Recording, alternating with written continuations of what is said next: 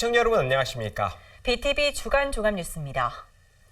수도권을 중심으로 코로나19가 확산하면서 인천도 비상입니다. 요양원과 유흥주점 등 집단 감염 관련한 추가 확진자가 잇따르고 있는데요. 특히 중증 환자 전담 병상 가동률은 이미 가득 차서 병상 부족 우려가 현실화되고 있습니다. 이정윤 기자의 보도입니다. 코로나19 확진자가 무더기로 나온 부평구의 한 요양원입니다. 지난 주말 집단 감염이 발생한 이후 코호트 격리에 들어갔는데 추가 확진자가 계속 나오고 있습니다. 전수검사를 실시한 결과 입소자와 종사자들이 잇따라 양성 판정을 받은 겁니다. 요양원과 관련한 누적 확진자는 11일 오후 5시 기준 27명으로 늘었습니다. 연수구 유흥주점발 확진자도 추가됐습니다. 확진자의 접촉자가 자가격리 해제 전 양성 판정을 받았습니다. 이로써 유흥주점발 누적 확진자는 41명으로 집계됐습니다. 인천에서도 신규 확진자가 증가하면서 병상 부족 우려가 커지고 있습니다. 감염병 전담 가동률은 41%로 그나마 여유가 있지만 중증 환자 병상 가동률은 95.7%로 가용 병상이 1개에 불과합니다. 인천시는 코로나19 상황이 매우 엄중한 만큼 시민들의 각별한 협조와 동참을 거듭 강조했습니다. 인천시는 사회복지시설에 대해선 정부 지침보다 강화된 운영 기준을 적용하기로 했습니다. BTV 뉴스 이정윤입니다. 코로나19가 확산하면서 백신에 관심이 쏠립니다. 영국이 지난 8일 세계 최초로 접종을 시작했습니다. 네, 우리나라도 빠르면 내년 2월쯤 백신 접종에 들어갈 전망입니다. 정부는 4,400만 명분을 확보했다고 밝혔습니다. 이형구 기자입니다. 우리나라의 코로나19 백신 접종이 내년 1분기에 시작될 전망입니다. 정부는 최대 4,400만 명분의 백신을 확보했다고 밝혔습니다.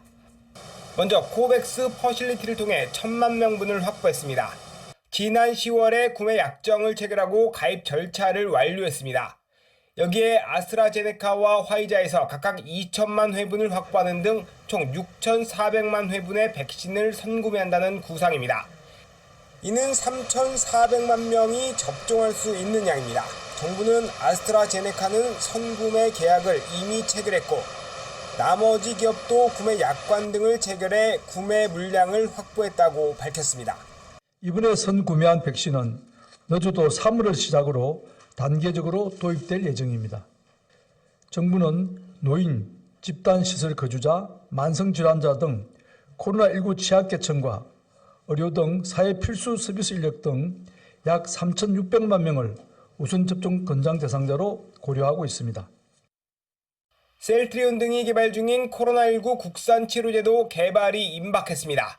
정부는 코로나19 백신 도입과 더불어 여러 개의 국산 치료제들도 금년 말, 늦어도 내년 초에는 결과가 도출될 것이라고 밝혔습니다. 백신 예방 접종과 치료제 개발이 차질 없이 진행된다면 코로나19 백신을 통한 예방, 신속 발견과 진단이 가능하고 추가 확진자가 발생하여도 국산 치료제를 통한 조기 치료가 가능해짐에 따라 더 견고한 방역 체계가 구축될 수 있을 것으로 기대하고 있습니다. 정부는 코로나19 백신 예방접종을 통해 집단 면역이 형성되기 전까지 철저한 방역이 무엇보다 중요하다며 방역수칙 준수를 당부했습니다. BTV 뉴스 이영구입니다. 청라와 영종을 잇는 제3연육교 공사가 본격화됩니다. 오는 22일 행사장 3곳을 설치해 착공식을 개최할 예정인데요. 다만 코로나19가 확산함에 따라 규모는 대폭 줄이기로 했습니다. 배상민 기자입니다. 청라와 영종 주민들의 수건 사업인 제3연육교가 마침내 첫 삽을 뜹니다.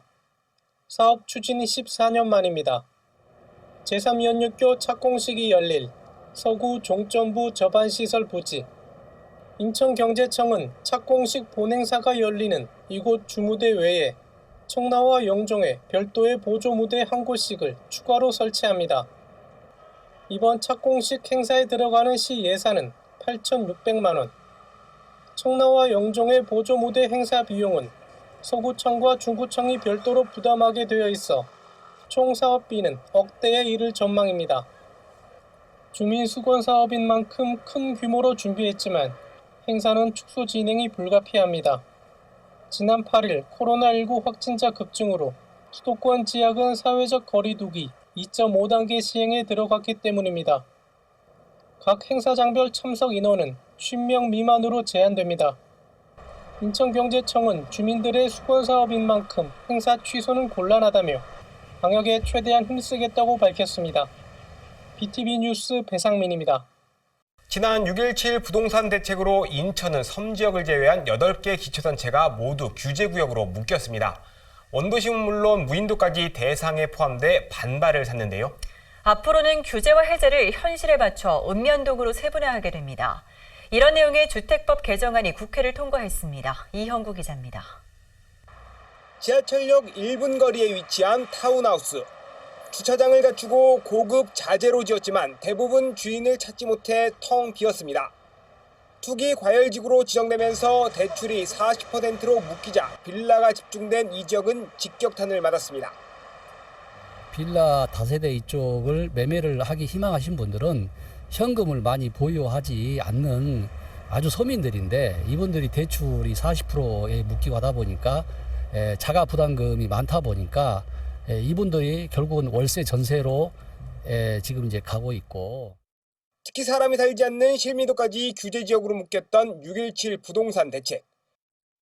구 단위로 지정하다 보니 현실과 괴리된 규제란 질타가 나왔는데 결국 법이 개정됐습니다. 그동안 규제 지역은 최소한의 범위로 지정한다는 조항에 따라 보통 시군구 단위로 지정했습니다. 개정안에는 이를 더 세분화해 시군구 또는 읍면동까지 지정하도록 명시했습니다. 김경우 의원이 대표 발의한 이 법안이 지난 9일 국회 본회의를 통과했습니다. 동별로 지금 국토부에서 이제 조사에 들어갔습니다. 그래서 부동산 등락에 따라서 동별로 투기 지역이냐, 투기 과열 지역이냐, 또는 조정 지역이냐 이거를 다시 동별로 이제 묻게 되는 거죠. 해제할 때는 해제하고. 법 개정을 요구했던 주민단체는 환영 입장을 밝혔습니다. 다만 규제 지역 내에서도 아파트와 빌라 상황이 다르다며 지정이나 해제할 땐 이 부분을 반영해야 한다는 주문이 나왔습니다. 주민들은 대환영이고요. 앞으로 그게 투기과열지역이 해제돼야 되고요. 빌라 지역은 1, 2억 3억 미만짜리들은 다 모두 해제가 돼야 된다고 봅니다. 그래야 서민들이 이사도 하고 집도 장만할 수 있는 여건이 마련됩니다. 김경우 의원은 건전한 주택 마련의 기회까지 박탈하는 부동산 과잉 규제는 안 된다며 법 개정 취지를 재차 강조했습니다. BTV 뉴스 이영구입니다. 인천 유나이티드는 시민구단 중 유일하게 2부 리그로 강등되지 않은 팀입니다. 어려운 여건 속에서도 매번 잔류해 생존왕이란 이름까지 붙었습니다. 네, 그런데 1부 리그 구단 가운데 유일하게 전용 축구센터도 없습니다. 이 문제가 내후년이면 개선될 전망인데요. 인천시가 축구센터 건립에 시동을 걸었습니다. 이정윤 기자의 보도입니다. 인천 유나이티드 FC는 지난 2003년 시민주 공모를 통해 창단한 시민프로 축구단입니다. 올 시즌에도 7승을 거두며 K리그 1부 리그 잔류에 성공했습니다.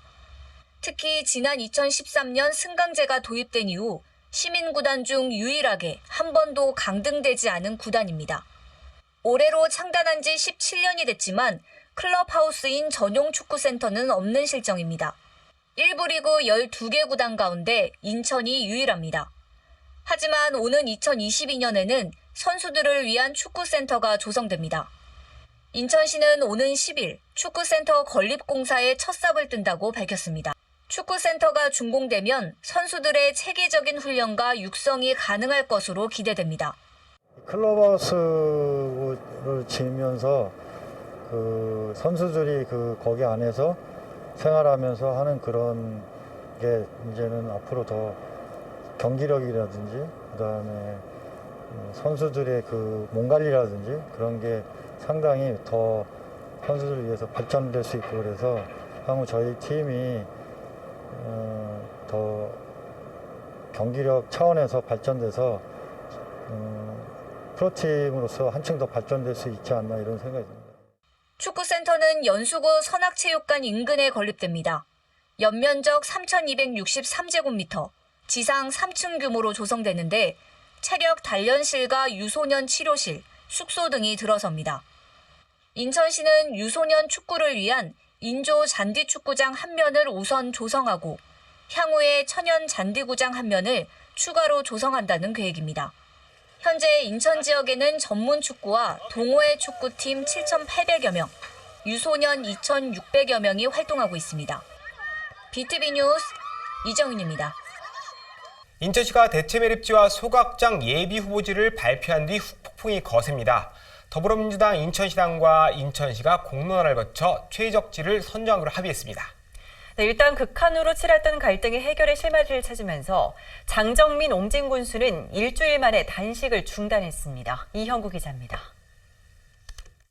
장정민, 옹진 군수가 천막을 나섭니다. 대체매립지 후보지에서 영흥도를 제외하라며 시작한 단식을 일주일 만에 중단한 겁니다. 지난 6일 더불어민주당과 박남춘 인천시장, 기초단체장이 당정 협의를 통해 합의점을 도출한 게 컸습니다. 먼저 소각장 후보지는 인천시가 제안한 안에 군구가 제안한 안을 협의해 추진하기로 했습니다.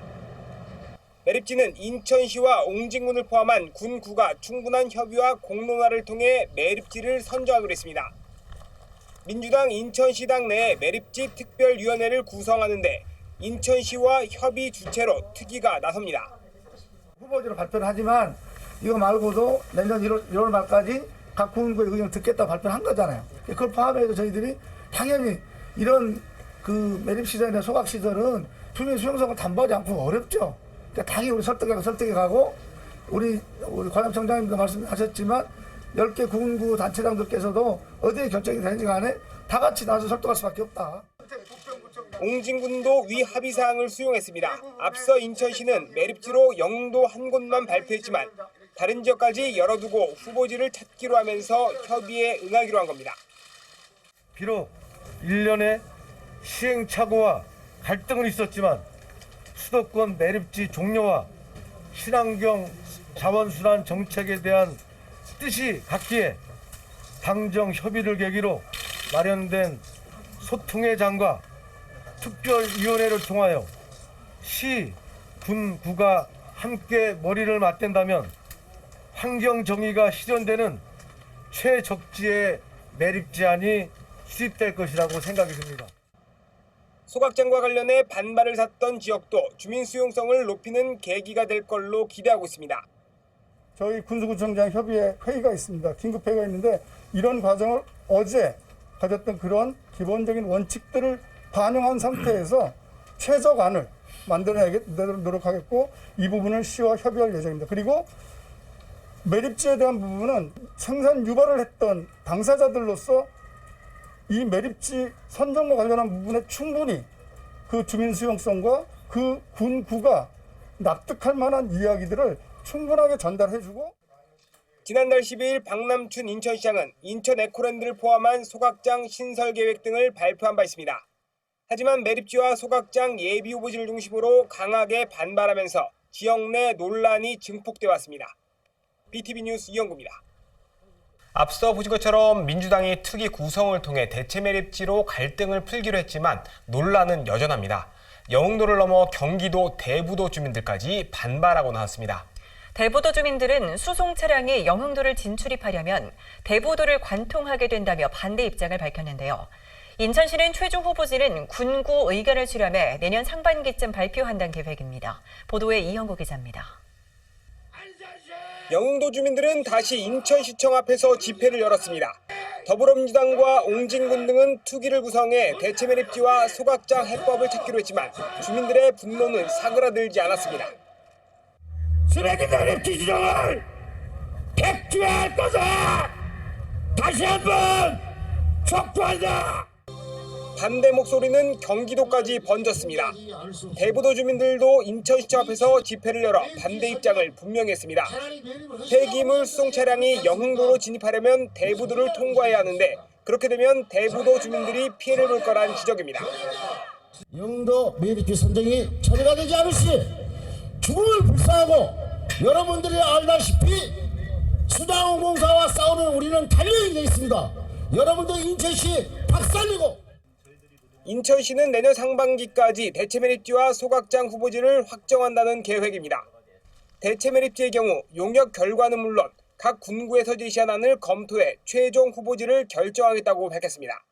어려워도 저희들이 남은 기간 동안 주민 설명회 뭐 이런 거 하고 최대한 할 거고요.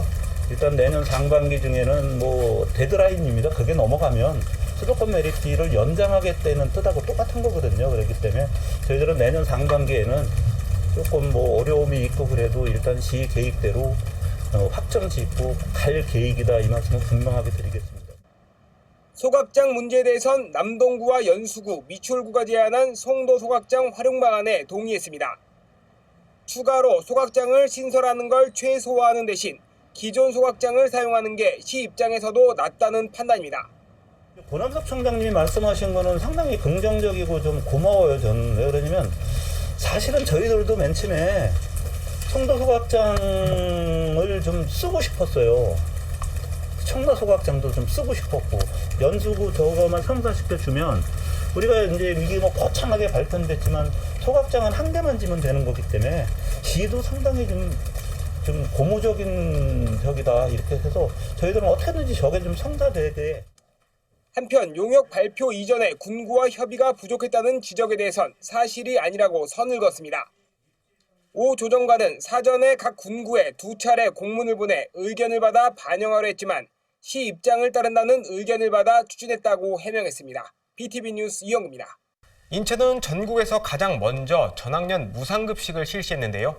내년에는 보다 발전된 친환경 무상급식이 이뤄질 전망입니다. 기존 무상급식의 친환경 우수농산물 지원도 전학년으로 확대하기로 했습니다. 배상민 기자입니다. 인천 지역 유초, 중고 전학생을 대상으로 친환경 무상급식이 확대됩니다.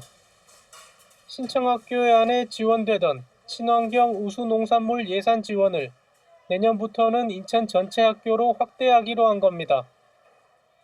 친환경 우수농산물 지원도 기존의 쌀, 한우, 달걀 등 3개 품목에서 친환경 인증 품목으로 확대됩니다.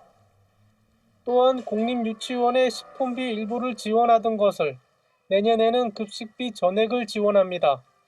이와 함께 교육청과 시군구 간 무상급식 분담 비율이 일원화됩니다. 무상급식 가운데 공립유치원과 저소득 급식비는 교육청 100%, 사립유치원과 초중학교, 고등학교별 제각각이던 분담률이 교육청 42%, 시 35%, 군구 23%로 통합됩니다. 여기에는 친환경 농산물 차익 지원도 포함됩니다. 이에 따라 내년 학교 무상급식 사업은 유초, 중고, 특수학교 전체 학생 35만여 명을 대상으로 총 예산 2,131억 원 가운데 교육청 895억, 시 746억, 군구가 490억 원을 부담합니다. 친환경 우수농산물 지원 예산을 식품비에 포함시켜 식품비 단가가 올해 대비 약 4% 올라 학교 급식의 질도 개선될 전망입니다. BTV 뉴스 배상민입니다. 앞서 보신 것처럼 최근 인천시와 인천시 교육청은 내년부터 친환경 무상급식을 확대한다고 밝혔죠.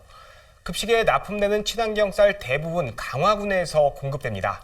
그런데 친환경 쌀 재배를 포기하는 농가가 늘면서 생산량은 해마다 줄고 있습니다. 농가들은 대책 마련을 촉구하고 있습니다. 어찌된 일인지 이정인 기자가 보도합니다.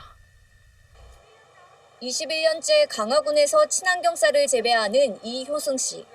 친환경 쌀을 학교 급식 등에 공급하고 있지만 해마다 소득은 감소하고 있습니다. 쌀 소매가가 낮아 수지 타산이 맞지 않기 때문입니다. 통상 친환경 쌀 소매가는 일반 쌀의 120%에서 125%.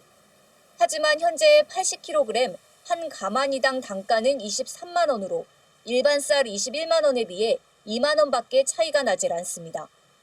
우리가 생각하기에 관행농법보다는 2, 3만 원, 3, 4만 원을 더 받아야 되잖아요. 근데 그거가 맞춰주질 않기 때문에 차이가 1, 2만 원밖에 안 되잖아. 그러니까 우리 회원들이 자꾸만 빠져나가는 거죠. 낮은 수매가 때문에 아예 친환경 쌀 재배를 포기하는 농가는 눈에 띄게 늘고 있습니다. 강화군 지역의 친환경 쌀 재배 농가는 지난 2017년 308곳에서 2019년에는 207곳으로 줄더니 올해는 193곳에 불과합니다.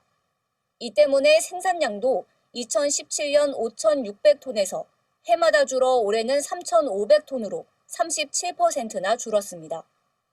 농가들이 적정한 소매가를 받지 못하는 이유는 유통구조 때문입니다. 경기도 등 다른 지자체는 친환경 쌀의 안정적인 재배와 농가 소득을 보장하기 위해 친환경 급식지원센터를 설립해 운영 중입니다. 하지만 인천에는 친환경 급식지원센터가 없는 상황. 이 때문에 학교마다 최저 입찰 방식으로 구매를 하고 있습니다. 중간 납품업체들이 낮은 단가로 입찰을 받고 그 피해가 고스란히 농가들에게 전가되고 있다는 주장입니다. 시에서는 그만치 보조해 주는데도 중간에 업자가 그 농민들에게 적당한 가격을 주질 않고 자꾸 가격을 자꾸 낮추려고 하니까 농민들이 포기하는 농민들이 많아지고 있습니다.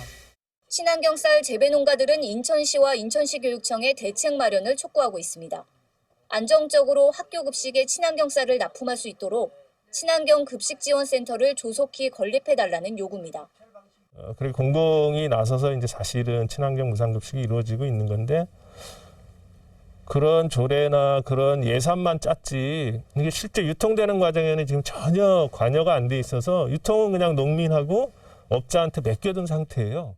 인천시는 현재 관련 용역을 진행 중이라고 밝혔습니다. 학교 급식지원센터를 포함한 공공급식센터 건립에 대한 용역을 내년 7월까지 마친다는 계획입니다. BTV 뉴스 이정윤입니다. 계양구 문화시설 부지에는 10년 이상 방치된 건물이 있습니다. 상업지구 중심의 흉물로 방치되는 건 물론 안전성까지 우려되는데요. 국토부가 지난 9월 이곳을 행복주택과 생활 SOC로 조성하겠다고 발표한 뒤 새 국면에 접어들었습니다. 내년 상반기쯤 공공성을 확보한 주거시설 건립 방안이 추진될 전망입니다. 북인천 방송 김진재 기자입니다. 계양구 계산택지 내 문화시설 부지입니다. 지난 2008년 착공했지만 시공사가 법정 관리에 들어가면서 모든 공사는 중단됐습니다. 건물 내부입니다. 10년 넘게 방치되다 보니 철근은 녹이 슬고 구조물 일부는 옆으로 넘어져 있습니다. 오랜 기간 방치되다 보니 최근 진행한 구조물 안전진단에서는 주기적인 점검이 필요한 D등급을 받기도 했습니다. 건축물이 상업지구 한가운데에 흉물로 방치되는 데다 안전성도 우려되지만 그간 사업 진행은 지지부진한 상황입니다. 지난해에는 공매로 나온 토지를 한 업체가 사들여 사업을 추진했지만 기존 사업자의 인허가 기간이 남아있다 보니 새롭게 진행된 건 없습니다. 그런데 기존 사업자의 인허가 기간이 이번 달로 종료되고 최근 국토교통부의 정비사업 대상지로 이곳 문화부지가 선정되면서 개발 사업에도 청신호가 켜졌습니다.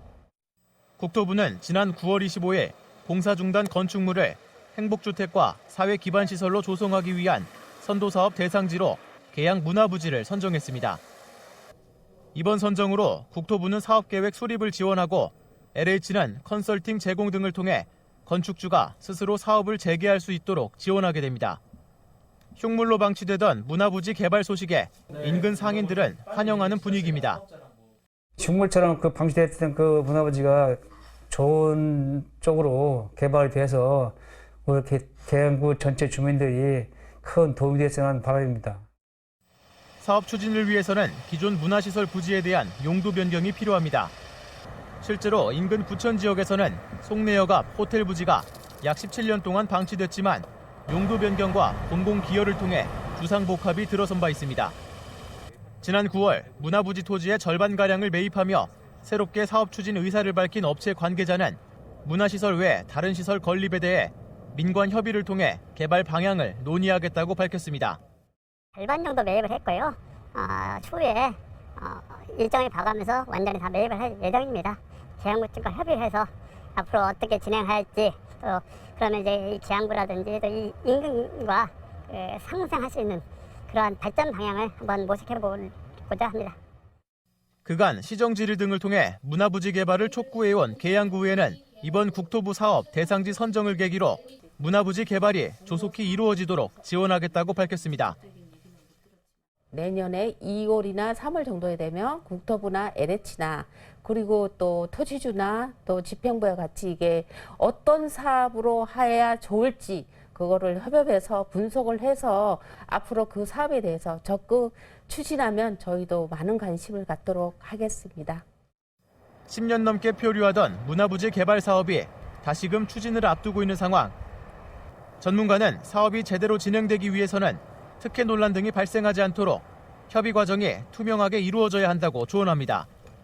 객관성이 입증된 그런 주체들로 하여금 협상단을 구성을 하고 불필요한 특혜 시비라든지 오해가 생기지 않도록 그런 객관적이고 공정하게 과정을 만들어서 추진해 나가는 게 올바른 해법이지 않을까 생각합니다. 계양 문화부지에 대한 개발 방향은 국토부 사업에 대한 협의가 진행되는 내년 상반기쯤 윤곽이 나타날 것으로 보입니다. 헬로티비 뉴스 김진재입니다. 시각 장애인을 위한 한글 점자 훈맹정음. 강화 출신의 송암 박두성 선생이 만들었습니다. 시각 장애인의 세종대왕이로도 불리는데요. 네, 박두성 선생의 유물들이 국가문화재로 지정됐습니다. 이번에 지정된 문화재는 훈맹정음 원고와 일지 등 모두 48점입니다. 이정인 기자가 보도합니다. 지난 1946년에 제작된 책자 한글 점자입니다. 우리나라 최초의 한글 점자 원리와 구성을 문자화해 사용법을 정리했습니다. 책자에는 점자와 수학보, 화학식 기호 등으로 구성돼 있습니다. 송암 박두성 선생이 훈맹정음을 제작할 당시 업무를 기록한 일지입니다. 1926년부터 1954년까지 한글 점자를 만들고 보급한 과정을 자세하게 엿볼 수 있습니다. 모두 국가문화재로 지정된 송암 박두성 선생의 유물들입니다. 훈맹정음 설명서뿐만 아니라 직접 사용했던 제판기와 점자 타자기 등 유물 48점이 국가문화재로 지정됐습니다. 시각장애인 관련 문화유산이 국가문화재로 등록된 건 이번이 처음입니다. 강화 출신인 박두성 선생은 지난 1926년 11월 4일 우리나라 최초의 한글 점자를 반포했습니다. 또 국립맹아학교의 전신인 재생원 맹아부 교사로 재직하며 한평생을 시각장애인 교육에 매진했습니다. 인천시와 미추홀구는 지난 7월 문화재청에 등록 신청을 했고 문화재청은 현지조사 등을 거쳐 국가문화재로 등록 고시했습니다. 인천시는 오는 2022년 개관 예정인 국립세계문자박물관에 훈맹정음 상설 전시관을 마련해 유물들을 전시한다는 계획입니다. BTV 뉴스 이정윤입니다.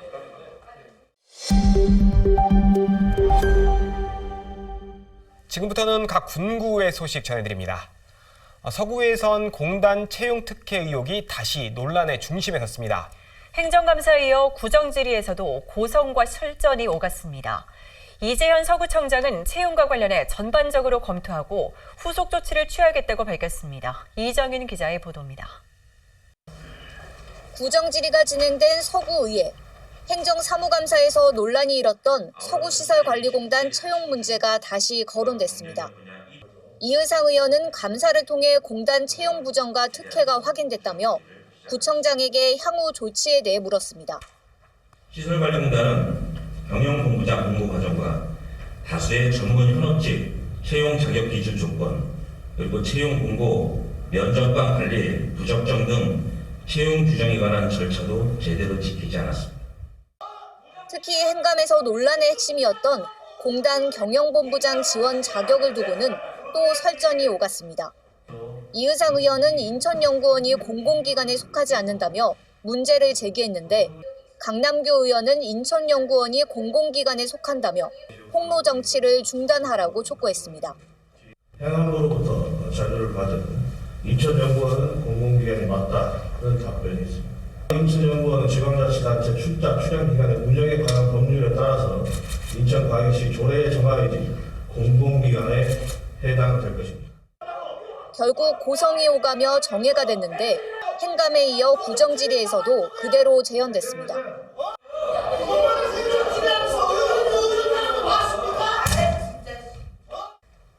이재현 서구청장은 공공기관 정의를 두고 논란의 여지가 있는 만큼 면밀히 조사해 조치를 취하겠다고 밝혔습니다.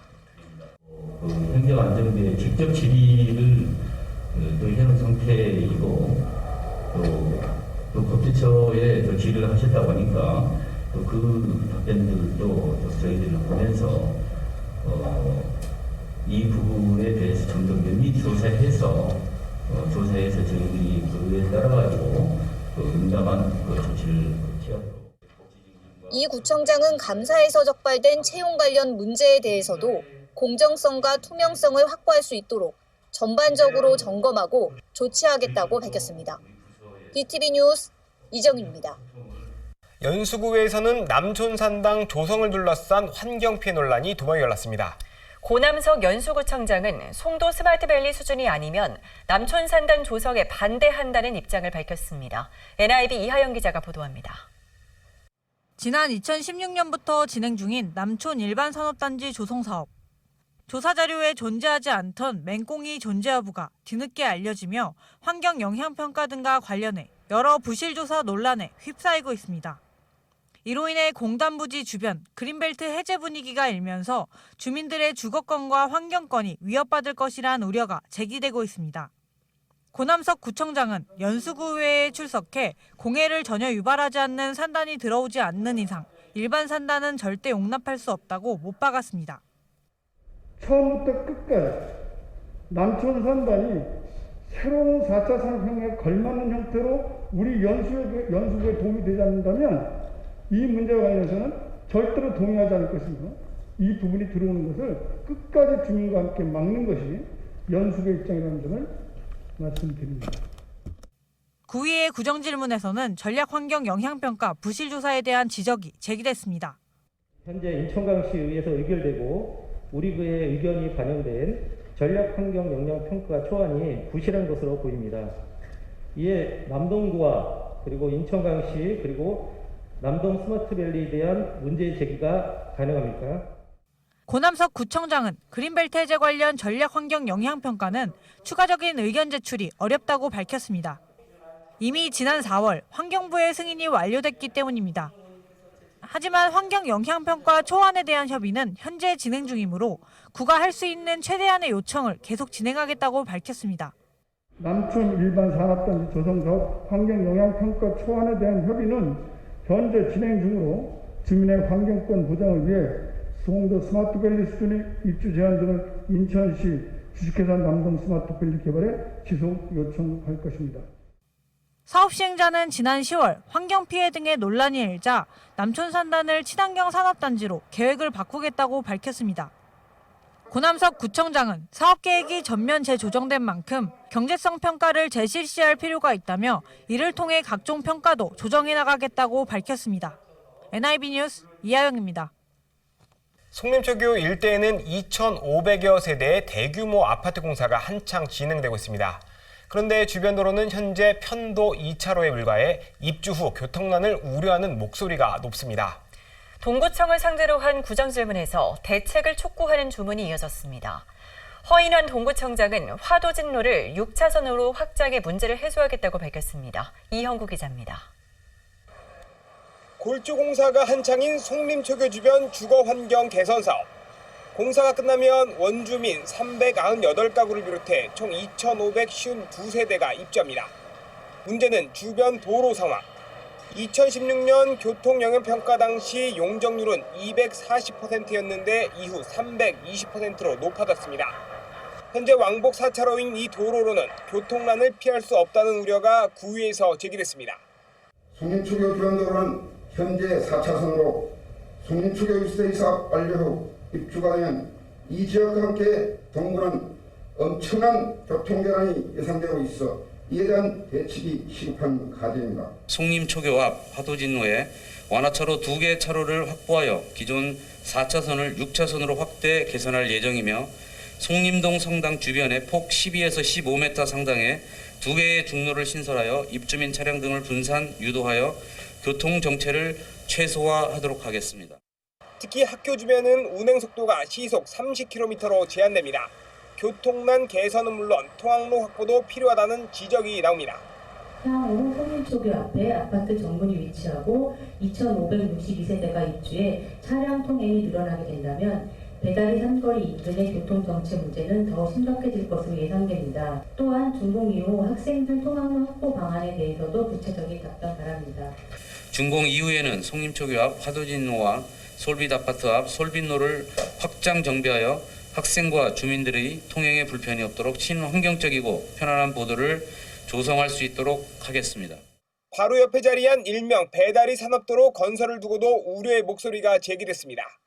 동구 구민이 1년에 한 번도 사용 안 할 산업도로로 타 지역 사람을 위해서 개통할 수 없고 개통해서도 안 됩니다.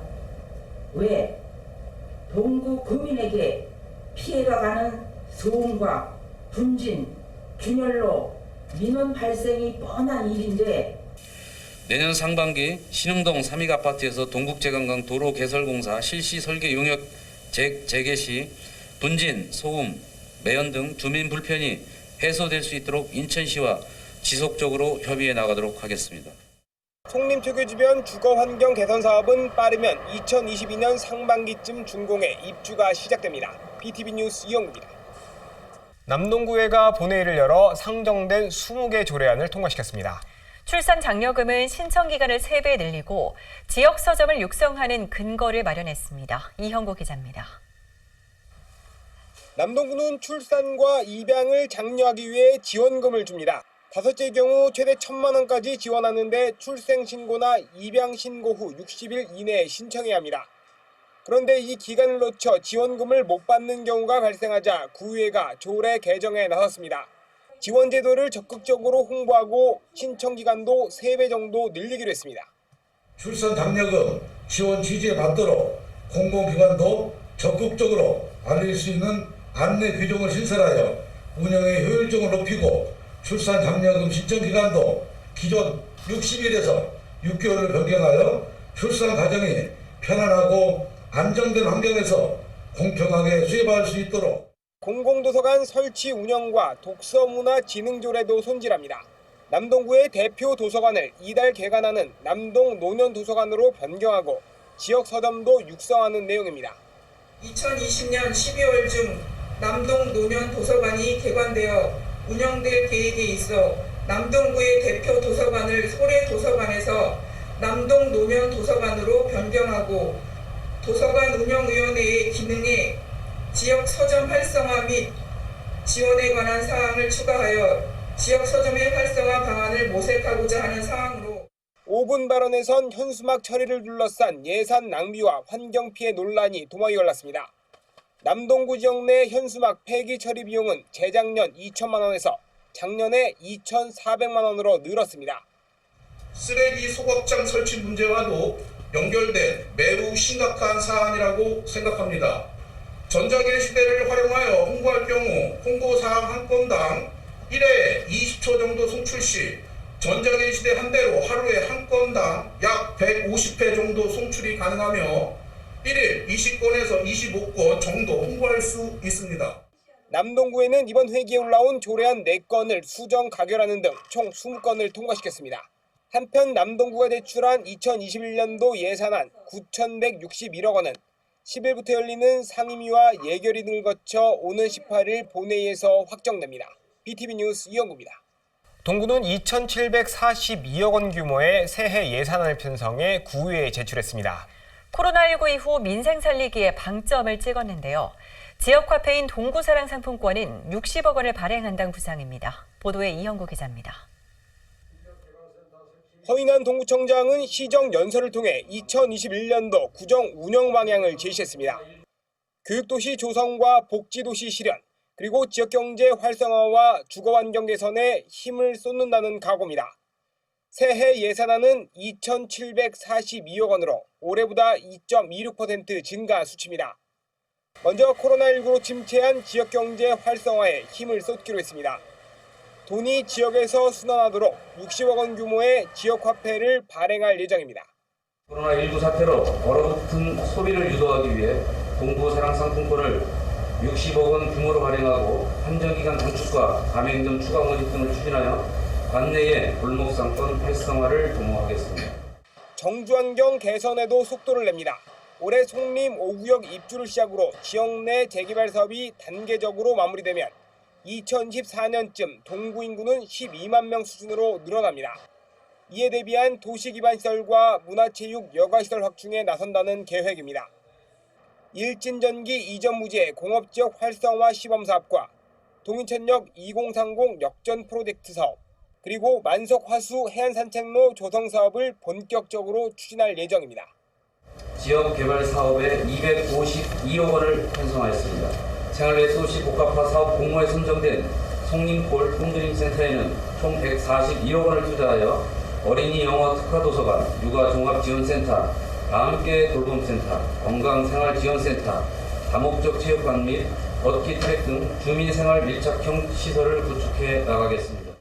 교육 분야는 100억 원 규모의 교육환경 개선 기금을 활용한 영재 교실과 영어 캠프 등을 운영합니다. 또 연료 전지 측에서 기부 체납한 건물 청본 이룸터에는 4차 산업 체험 공간과 신개념 학습 공간을 설치할 예정입니다. BTV 뉴스 이영구입니다. 서구 주민 10명 중 8명은 지역 화폐인 서로 이음을 사용하고 있는데요. 서구는 전국에서 처음으로 공공 배달 앱을 도입하면서 서비스를 다각화하고 있습니다. 이번에는 서로 이음에 기부 기능도 접목했습니다. 앱을 통해 클릭 한 번이면 기부에 동참할 수 있다고 합니다. 이정윤 기자입니다. 서구 지역 화폐인 서로 이음은 지난해 5월 처음 발행됐습니다. 가맹점과 사용자의 높은 혜택으로 현재 가입자는 38만 명에 달합니다. 카드 발급이 가능한 주민의 83%가 서로 이음을 사용하고 있는 겁니다. 서구는 이용자가 많은 서로 이음을 활용해 다양한 서비스를 선보이고 있습니다. 전국에서 처음으로 공공배달 서비스인 서구 배달을 선보인 데 이어 이번에는 기부 기능을 담은 서로 도움을 오픈했습니다. 누구나 앱을 통해 클릭 한 번으로 손쉽게 기부에 동참할 수 있습니다. 지역 공동체를 활성화가 더불어서 좋은 일에 쓰고 싶다는 요구가 많았어요. 더 좋은 방향으로 이끌어내자 연구한 끝에 기부 코너 서로 시즌 3 서로 도움을 만들게 됐습니다. 기부 동참은 서로 도움에서 기부 사연을 읽고 도움을 주고 싶은 이웃에게 기부하기를 누르면 됩니다. 모금된 기부금은 선정된 사례자에게 전달되며 인천사회복지 공동모금회를 통해 영수증 처리됩니다. 서구는 우선 내년 1월까지를 1차 모금 기간으로 정하고 설 명절 전에 기부금을 전달할 예정입니다. 서로 도움이 일상 속 작은 기부에 동참할 수 있는 창구가 될 것으로 기대됩니다. BTV 뉴스 이정윤입니다. 코로나19 확산세가 심각합니다. 손 씻기와 기침 예절, 마스크 착용 등 개인 방역 수칙을 잘 지켜야겠습니다. 네, 이상으로 BTV 주간 종합 뉴스를 마칩니다. 시청해주신 여러분 고맙습니다.